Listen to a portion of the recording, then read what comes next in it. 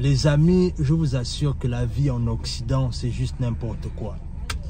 C'est-à-dire, je vais vous raconter une histoire, là vous allez comprendre que, en fait, en vérité, la société dans laquelle on vit en Occident, c'est une société qui est juste pourrie, quoi. C'est-à-dire, je ne parle pas souvent de ça assez, mais aujourd'hui, je vais me donner à cet exercice de vous parler un peu des réalités de l'Occident, que les gens qu'on ne parle pas assez, mais qui sont là et qui détruisent la vie des gens au quotidien, en fait, ici en Occident. Sur ce, on est parti. Salut, moi c'est Warren et bienvenue dans ma chaîne Warren et Asiana. Ici, on parle de développement personnel, on parle d'entrepreneuriat, on parle d'immigration aux États-Unis. Ce sont des thématiques qui te parlent de choses à faire. La première, tu t'abonnes à la chaîne et tu partages la vidéo autour de toi. La deuxième, tu nous suis à travers nos réseaux sociaux, notamment Facebook et Instagram. Et pour toutes les personnes qui sont intéressées à venir étudier aux États-Unis, nous avons mis en place une société qui s'appelle Nexus Consulting, qui a pour rôle essentiel de trouver des préinscriptions aux étudiants étrangers dans les États-Unis, en fait. C'est-à-dire, si tu as ton enfant qui vient d'avoir le bac, ou bien si tu as ton enfant qui a fait un cursus et que tu veux qu'il puisse continuer aux États-Unis, ce que vous devez simplement faire, c'est que vous nous contactez à travers le numéro qui s'affiche afin qu'on se donne comme charge de trouver à votre enfant une bonne école aux États-Unis afin de poursuivre ses études académiques. Sur ce, fin de la parenthèse. Comme je disais, aujourd'hui, on va parler d'une situation, c'est-à-dire la vie en Occident et notamment aux États-Unis, parce que c'est de ça dont il est question. Moi, je te parle que les réalités de ce qui se passe aux États-Unis. Alors, ce qui se passe, c'est que moi, je connais une dame. Une caucasienne, voilà, qu'on appelle vulgairement une blanche. Alors, ce qui se passe avec elle, c'est quoi? C'est-à-dire, elle a élevé ses enfants. Elle-même déjà, elle a 57 ans déjà aujourd'hui. Et elle est confrontée à un dilemme. Le dilemme auquel elle est confrontée, c'est que c'est quelqu'un qui a travaillé toute sa vie pour élever ses deux enfants. Elle était mariée, après elle a divorcé. Et ensuite, elle a élevé ses enfants du mieux qu'elle a pu. Maintenant, ses enfants sont adultes. Et elle est maintenant grand-mère. Et elle est confrontée à une réalité. La réalité à laquelle elle est confrontée, c'est que à 57 ans, c'est l'âge en fait à la base là où on se prépare progressivement déjà pour la retraite. Bien qu'ici on dit que la retraite c'est à 65 ans. Mais la vérité c'est que c'est pas tout le monde forcément qui a la force de travailler jusqu'à 65 ans. Donc ça c'est déjà un gros problème. Alors elle se trouve dans une situation là où elle est fatiguée en fait, c'est-à-dire elle est fatiguée de travailler parce qu'elle a travaillé toute sa vie. Mais le problème c'est que en fait à la base les deux fils qu'elle a, c'est-à-dire si c'était dans une réalité, si on était politiquement correct, en fait à la base les deux fils qu'elle a devaient déjà la prendre en charge en fait. Mais il n'en est pas le cas. C'est-à-dire, les deux fils qu'elle a, ce sont déjà des adultes, eux aussi sont déjà des enfants, mais à la base, c'est que eux, ils sont des paresseux. Ils ne travaillent pas véritablement, en fait. Ce sont des personnes, aujourd'hui, il a un boulot, l'un d'eux, aujourd'hui, il a un boulot, l'autre, il laisse. Et l'un d'entre eux, en fait, voilà, c'est tout la même chose. C'est-à-dire qu'ils n'arrivent pas à garder un job, et du coup, c'est tout la mère qui est derrière tout en fait. Et là, récemment, un de ses fils vient d'aller emménager avec elle parce qu'il n'arrive même pas à avoir son propre logement en fait. Et récemment,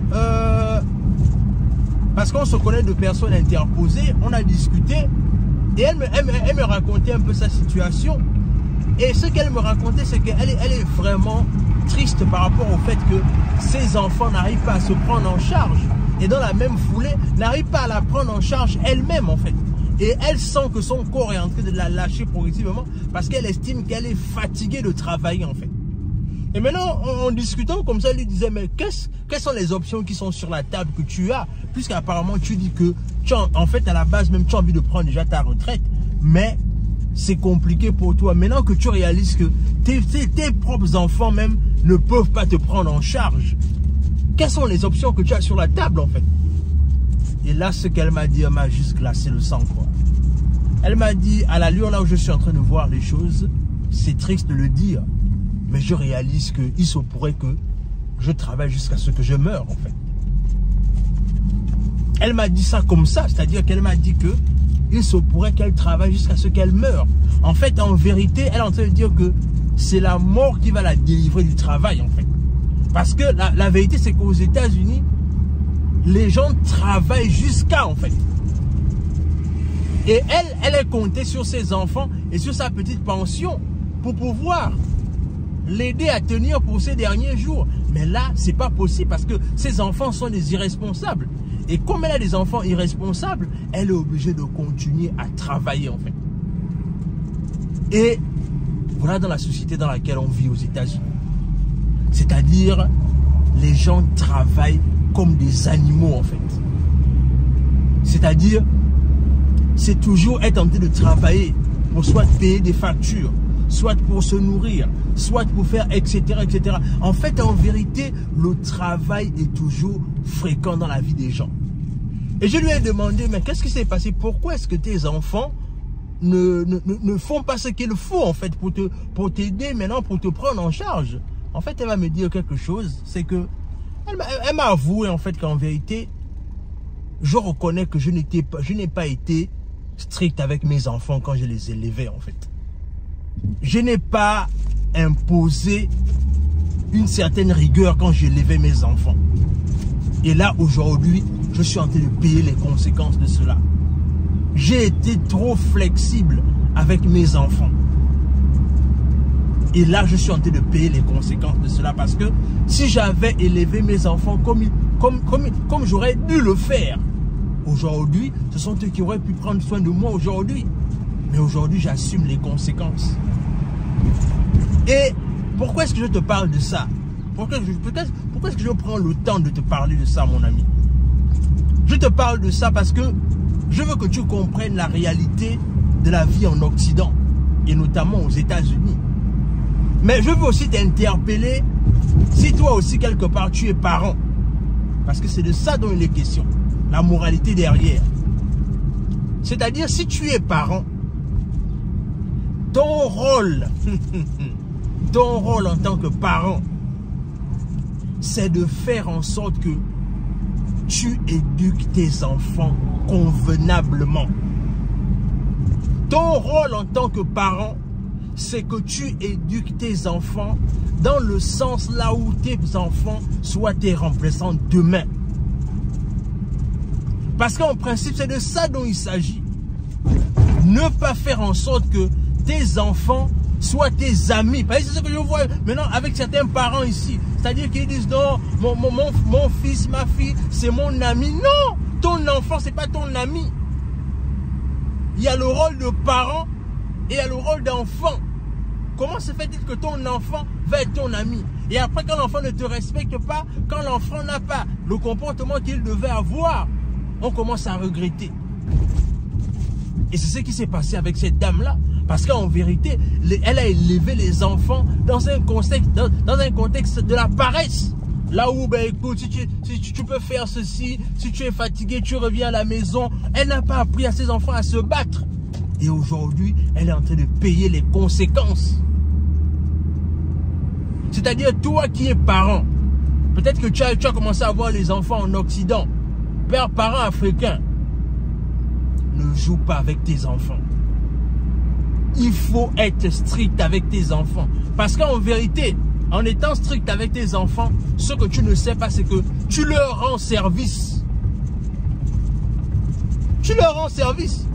Moi, je vais vous prendre un exemple simple. Aujourd'hui, par la grâce de Dieu, j'ai pu demander à ma mère d'arrêter de travailler parce que j'estimais qu'elle travaillait déjà trop. Et à chaque fois qu'elle travaillait, elle avait commencé à développer des maladies bizarres. Je lui ai dit, arrête de travailler. Tu me dis combien est-ce qu'il te faut, je te fais un salaire. C'est de ça dont il s'agit. Faire en sorte que les parents ne doivent pas se tuer jusqu'à la mort. Les parents, c'est-à-dire que les parents, quand ils donnent les enfants naissance, quand ils donnent les enfants la vie, c'est un investissement qu'ils font sur toi. Et toi aussi, dans cet investissement, il faut aussi qu'eux aussi gagnent. Mais quand vous élevez les enfants dans la paresse, dans la facilité, dans l'amitié, qu'est-ce que vous voulez? Et aujourd'hui, cette dame-là est en train de payer le lourd tribut de son comportement. Et là, comme elle disait, elle va travailler jusqu'à ce qu'elle meure. Là, elle espère que c'est la mort qui va la délivrer du travail. Et ça, c'est la vie en Occident. Dans tous les cas, dis-moi ce que cette vidéo t'inspire en commentaire.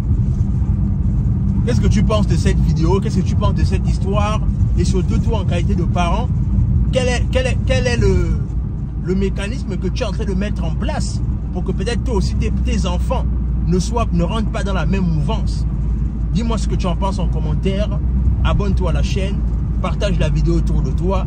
Laisse un like, laisse un commentaire. Et sur ce, on se dit à la prochaine.